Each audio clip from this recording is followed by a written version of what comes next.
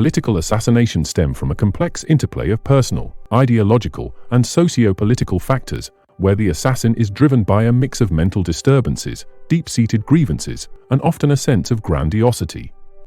Assassins frequently exhibit psychological traits such as paranoia, narcissism, or a persecutory delusion, believing their actions are necessary to rid society of a perceived enemy. This disturbed psychology is evident in many infamous cases, where the assassin considers themselves a hero, acting in the interest of a larger cause, even if it involves violence.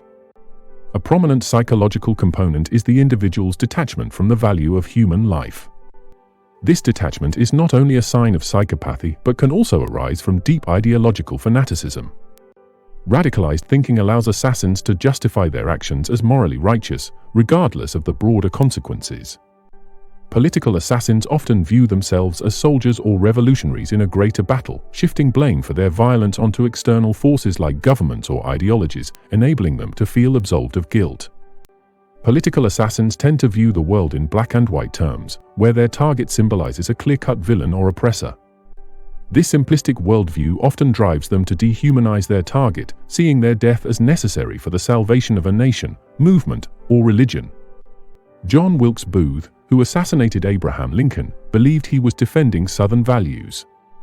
Lee Harvey Oswald, accused of killing John F. Kennedy, acted from a mix of disillusionment and anti-establishment anger. These figures sought not personal gain, but to fundamentally reshape political systems. Assassins suffer from feelings of personal inadequacy.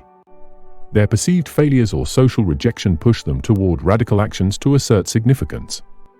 The act of assassination becomes a distorted attempt to reclaim power, to transcend personal limitations, and to gain attention, even if posthumously. It is crucial to note that political assassinations rarely achieve their intended outcomes. Instead, they often result in greater instability and chaos, with political systems adapting or strengthening in response to the violence. Assassins, through their disturbed psychological frameworks, fail to anticipate these consequences, blinded by their narrow vision of success.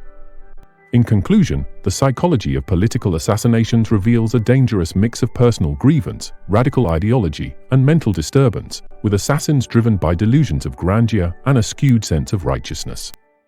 If you learn something new about how psychology affects our daily lives, then consider subscribing to my YouTube channel so that you don't miss the next episode. Until next time, stay sharp.